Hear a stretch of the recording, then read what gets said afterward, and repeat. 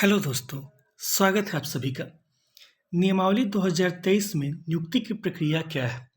इससे पहले कल हम लोगों ने आपको डोमिसाइल से संबंधित आपके जो प्रश्न थे, उर्दू बांग्ला से संबंधित जो आपके प्रश्न थे, इसके अलावा उम्र से संबंधित प्रश्न, इन सारे प्रश्नों को और मेधा सूची कैसे बनेगी, इन सारे प्रश्नों पर बहुत विस्तार से चर्चा किया था। और जिन लोगों ने अभी तक वो वीडियो हम लोग के कल नहीं देखे हैं, वो ज़रूर देख लें, क्योंकि सारे जो इन्फॉर्मेशन है बिल्कुल ऑथेंटिक है। और धीरे-धीरे अब बाकी लोग भी आपको वही सारी चीज़ें बताना शुरू करेंगे।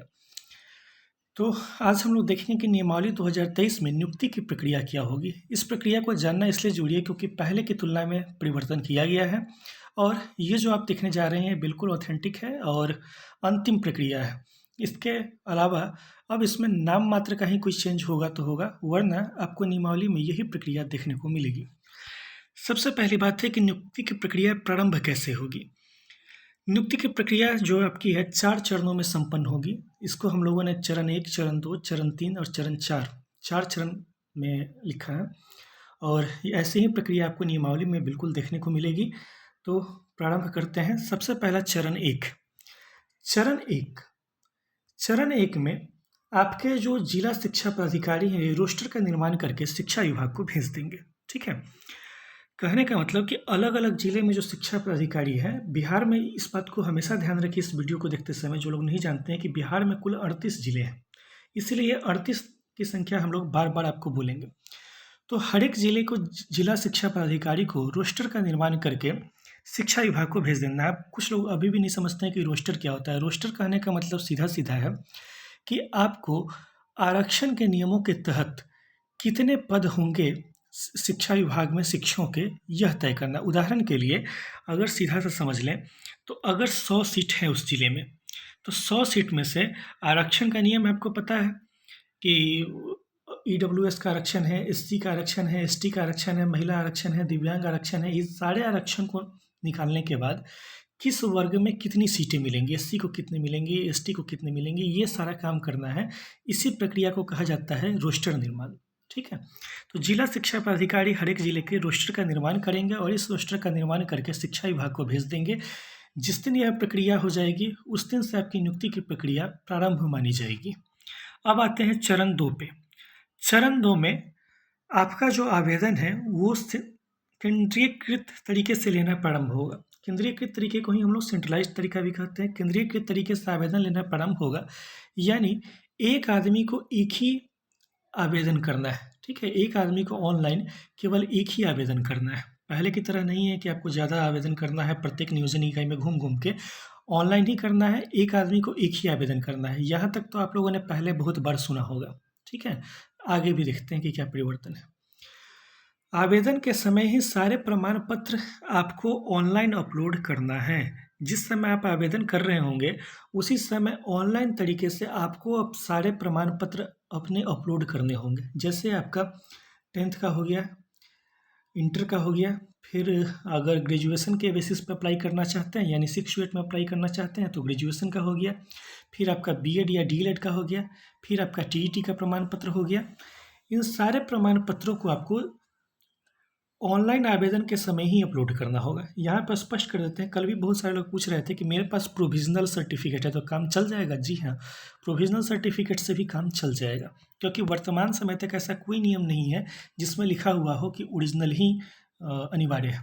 तो इसलिए आपके पास अगर प्रोविज़नल सर्टिफिकेट भी है तो उससे भी आपका काम चल जाएगा।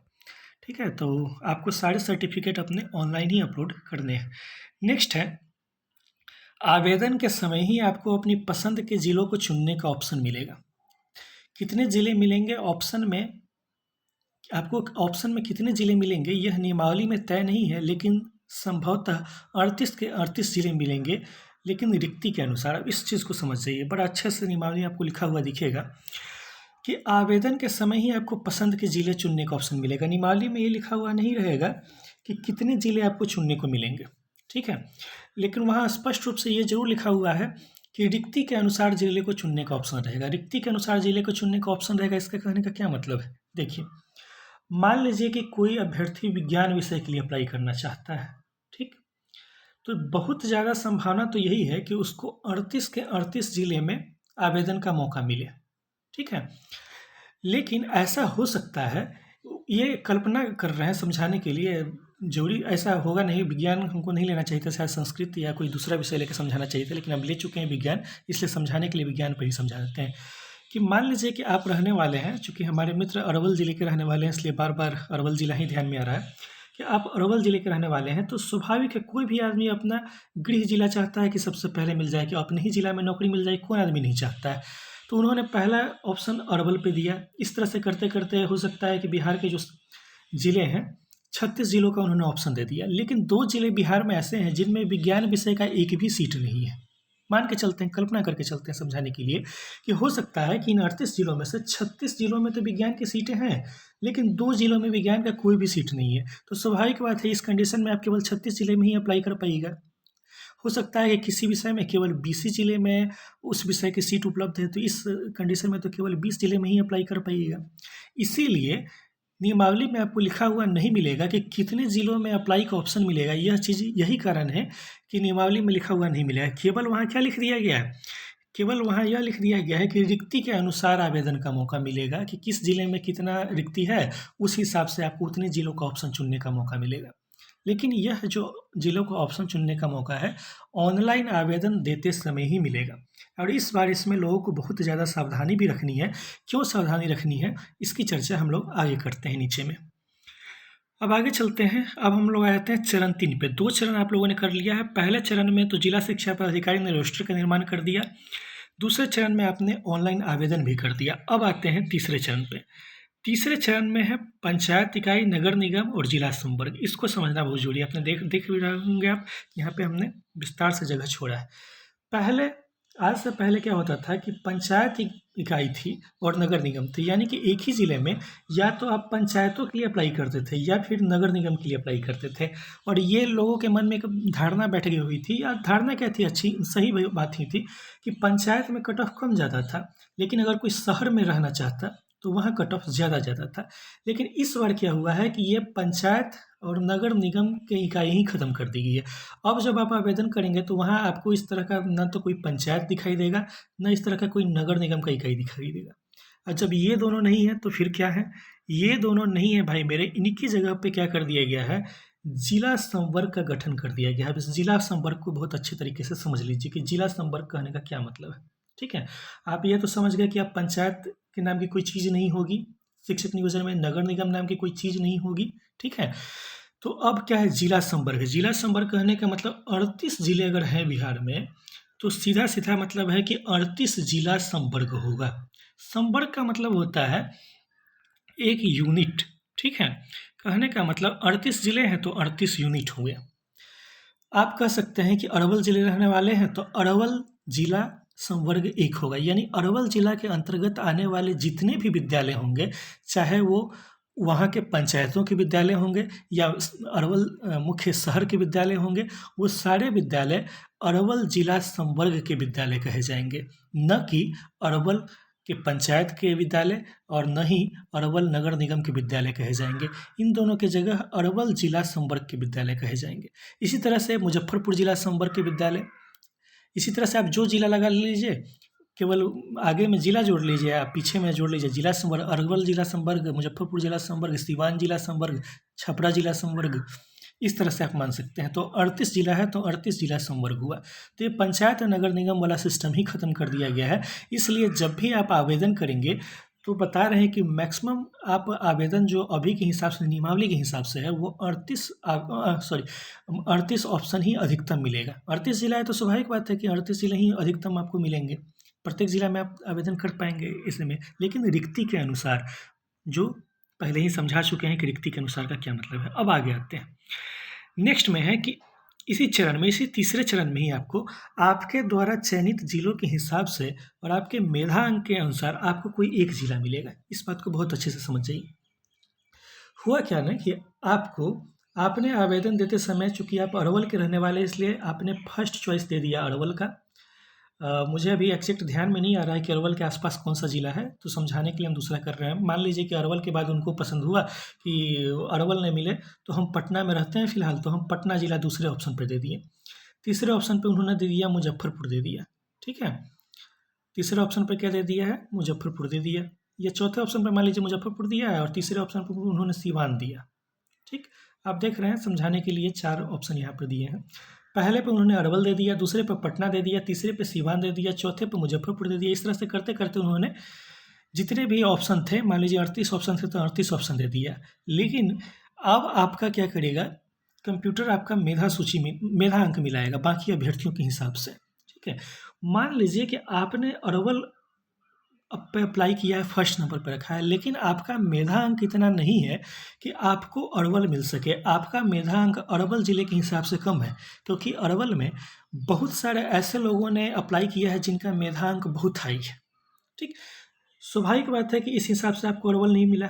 दूसरा ऑप्शन आपका देखेगा कंप्यूटर पटना, पटना में पता चलेगा और भी ज़्यादा हाई मेधांक वालों ने अप्लाई किया, तो पटना भी आपको नहीं मिला। लेकिन तीसरा ऑप्शन जो है सिवान, इसमें आपका जितना मेधांक है, सिवान में सीट खाली मिल रहा है उतने मेधांक पे। कंप्यूटर क्या करेगा, कंप्यूटर यहाँ पे ऑटोमेटिक आपको थर्ड नंबर जो आपका चॉइस है सिवान जिला, ये आपको सिवान जिला कंप्यूटर अलॉट कर देगा।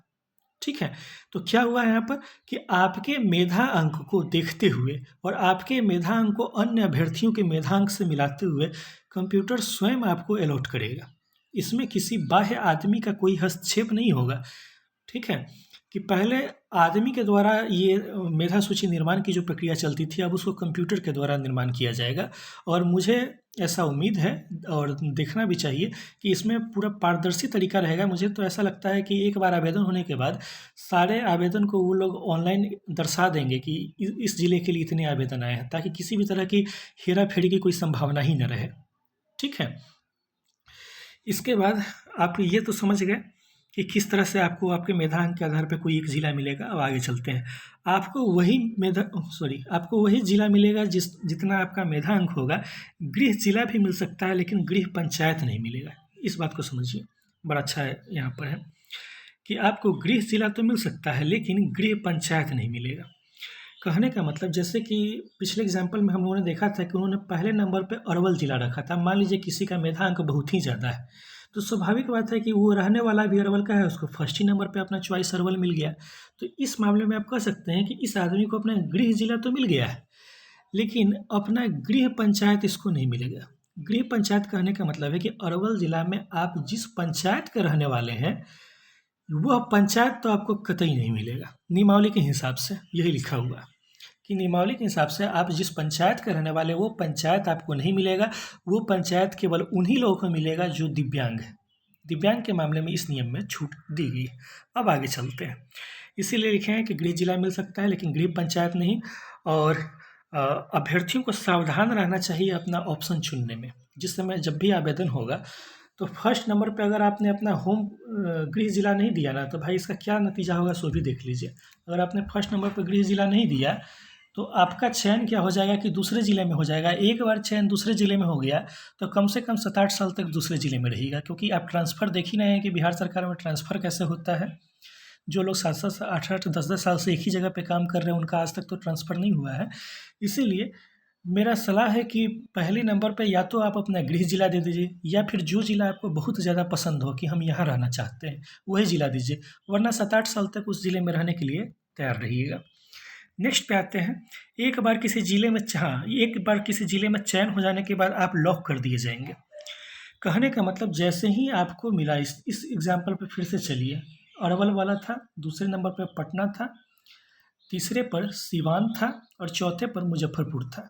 ठीक है, इस वाले एग्जाम्पल पर फिर से हम लोग चलते हैं और जानबूझ के बार बार लिख के समझा रहे हैं ताकि यही प्रक्रिया ही है, अब इसमें कोई चेंजिंग वगैरह न के बराबर। अगर होगा भी तो विभाग बाद में अलग अलग लेटर निकाल के करेगा, वर्तमान में ऐसा कोई चेंजिंग है नहीं। तो इसमें हमने देखा था कि उस अभ्यर्थी को अरवल नहीं मिला था, पटना नहीं मिला था, लेकिन उसको सिवान मिल गया था। ठीक है, जैसे ही आपको सिवान मिला, इसके बाद अब आप लॉक कर दिए जाएंगे। जैसे कौन बनेगा करोड़पति में कंप्यूटर जी लॉक कर देते हैं, वैसे ही कंप्यूटर यहाँ पर अब आपको लॉक कर देगा। और एक बार सिवान मिलने के बाद न तो आप दूसरे किसी जिला में आप जा सकेंगे, और होगा क्या कि सिवान में आपको डॉक्यूमेंट वेरिफिकेशन करवाना पड़ेगा। डॉक्यूमेंट वेरिफिकेशन वगैरह हो गया तो आप चाह के भी दूसरा जिला अपना नहीं ले सकते हैं। ठीक है। यहाँ पे यह बात स्पष्ट नहीं की गई है, इसलिए आप में से भी कुछ अभ्यर्थी जरूर प्रश्न करेंगे कि क्या ऐसा हो सकता है कि अगर सिवान मिले और वहाँ पे वो डॉक्यूमेंट वेरिफिकेशन करवाने जाए ही नहीं, तब क्या होगा? इस बात की चर्चा नियमावली में नहीं है। इसके लिए सरकार को अलग से कोई लेटर निकालना पड़ेगा। तो फिलहाल इसका जवाब हम भी नहीं दे पाएंगे, क्योंकि इस बात की चर्चा ही नहीं की गई है कि अगर उसको सिवान मिला और वो सिवान जाना ही नहीं चाहता है, डॉक्यूमेंट वेरिफिकेशन के लिए वो गया ही नहीं, तो क्या उसको नेक्स्ट राउंड में दूसरा जिला मिलेगा? इस बात की चर्चा नहीं है, सरकार को स्पष्टीकरण जारी करना ही पड़ेगा। लेकिन मान लेते हैं कि वो सिवान चला गया, डॉक्यूमेंट वेरिफिकेशन करवा लिया, उसके बाद वो ज़िला उसका लॉक हो जाएगा, और स्वाभाविक भी है क्योंकि दूसरे अभ्यर्थियों को भी मौका देना है, तो आप सावधान रहेंगे। दोबारा चाह के भी आपको जिला चयन का ऑप्शन नहीं मिलेगा, इसलिए आवेदन के समय ही सावधानी से जिला चुनना होगा। अब आते हैं चरण 4 पे, जो कि अंतिम चरण है। चरण 4 में आपका डॉक्यूमेंट वेरिफिकेशन होगा। डॉक्यूमेंट वेरिफिकेशन भी कैसे होगा? आपने ऑनलाइन आवेदन के समय जो जो प्रमाण पत्र अपलोड किया था, उसकी एक कॉपी लेकर स्वयं आयोग उस जिले में डॉक्यूमेंट वेरिफिकेशन के लिए भेज देगा जिस जिले में आपका चयन हुआ है। अब हम लोगों ने देखा था कि सिवान जिले में उस अभ्यर्थी का चयन हुआ है, तो आयोग स्वयं क्या करेगा कि आपने आवेदन करते समय जो जो अपना मैट्रिक से लेकर और टीईटी का प्राप्तांक तक सारा जो सर्टिफिकेट अपलोड किया था, उस सब का एक एक कॉपी सिवान जिले के जिला शिक्षा पदाधिकारी कार्यालय में भेज दिया जाएगा, और वहाँ से आपका डॉक्यूमेंट वेरिफिकेशन कैंप लगा के हो तब या जैसे हो तब, वो बाद में बताया जाएगा कि कैसे डॉक्यूमेंट वेरिफिकेशन होगा, उस सब की चर्चा विस्तार से नहीं है। लेकिन वहाँ पे आपका डॉक्यूमेंट वेरिफिकेशन होगा। एक बार डॉक्यूमेंट वेरिफिकेशन हो जाने के बाद आपको उस जिले में उपलब्ध विद्यालय की सूची दी जाएगी। सिवान जिले में उन्होंने डॉक्यूमेंट वेरिफिकेशन करवा लिया, इसके बाद उनको सिवान जिले में उपलब्ध जितने भी विद्यालय होंगे, चाहे वो पंचायत के विद्यालय होंगे या नगर निगम के विद्यालय होंगे, इनकी सूची दी जाएगी कि आप चयन कीजिए कि इसमें से किस विद्यालय में आप जाना चाहते हैं। ठीक है, अपने विषय के हिसाब से दिया जाएगा। जैसे हम लोगों ने विज्ञान विषय का उदाहरण लिया था, तो अगर विज्ञान के शिक्षक के रूप में उनका चयन हुआ है, तो उन विद्यालयों की सूची दी जाएगी जिस विद्यालय में विज्ञान के शिक्षक के पद उनके कैटेगरी के हिसाब से खाली है। यानी कि अगर एससी कैटेगरी के हैं तो एससी कैटेगरी की सीट जिन जिन विद्यालयों में खाली होगी, उस विद्यालय की सूची उनको दी जाएगी। ठीक है, चर्चा यह भी है कि यह सूची ऑनलाइन ही उपलब्ध करवाई जाए, और विकल्प का चयन जो होगा, विद्यालय के विकल्प का चयन, वो भी ऑनलाइन ही हो, इस बात की भी पर्याप्त चर्चा है। पहले की तरह ऑफलाइन न हो, ऐसा करने का सरकार प्रयास कर रही है। ये सब हमको तो खैर बहुत अच्छा लगता है भाई, कि जितना ऑनलाइन तरीके से और पारदर्शी तरीके से कीजिए, उससे बढ़िया क्या होगा। ऑफलाइन में एक माथापच्ची बहुत होता है, धांधली का तो ऐसा संभावना रहता है। छठा चरण जो लोग देखे होइएगा, वो लोग मेरी बात से सहमत जरूर होइएगा। नेक्स्ट, आपको अपनी पसंद का स्कूल चुनना होगा, लेकिन वही बात है अंतिम कि दिव्यांग को छोड़कर किसी को भी गृह पंचायत नहीं मिलेगा। गृह जिला तो मिल सकता है, लेकिन गृह पंचायत नहीं। इसके बाद नियुक्ति पत्र दिया जाएगा कैंप लगाकर, और अंत में आप टॉपर्स मार्कशीट का धन्यवाद जरूर करेंगे कि आपको नियुक्ति पत्र मिला। तो अगर ये वीडियो पसंद आया तो चैनल को सब्सक्राइब करना भूल जाते हैं भाई। कई लोग हम देख रहे हैं कल से कि संदेह कर रहे हैं। संदेह क्यों कर रहे हैं? नियमावली जब आ जाएगी तो भी यही रहेगा, आज भी यही है, तो संदेह की कोई बात ही नहीं है। आप चाहते हैं कि आपके स्क्रीन पे नियमावली दिखा दें, तो जो नियमावली कैबिनेट में गई ही नहीं है अभी, तो उसको दिखा के कानून का उल्लंघन कौन करेगा? ठीक है, लेकिन कल रात में हम देख रहे थे, हमारे नीतीश भैया भी शायद, नाम तो नहीं लिए, लेकिन कह रहे थे कि हम सचिवालय नहीं जाते हैं, इसलिए हमारे पास अनुमान से हम बता रहे हैं। बड़े प्रिय हैं हमारे नीतीश भैया, उनका बहुत सम्मान करते हैं। लेकिन नीतीश भैया को भी हम यही कहना चाहेंगे कि भैया जो भी बता रहे हैं सत्य भी बता रहे हैं। इसमें केवल 19-20 का अंतर हो सकता है, वरना लगभग सब सही बात है, क्योंकि जो बातें पता चली हैं बिल्कुल विश्वस्त सूत्रों से ही पता चली है। इसलिए अगर जिन लोगों को विश्वास है, लग रहा है कि सही बता रहे हैं, वीडियो पसंद आया है, तो वीडियो को लाइक कर दीजिए, चैनल को सब्सक्राइब कर दीजिए। फिर से मुलाकात होगी नेक्स्ट वीडियो में, तब तक के लिए धन्यवाद। Thank you.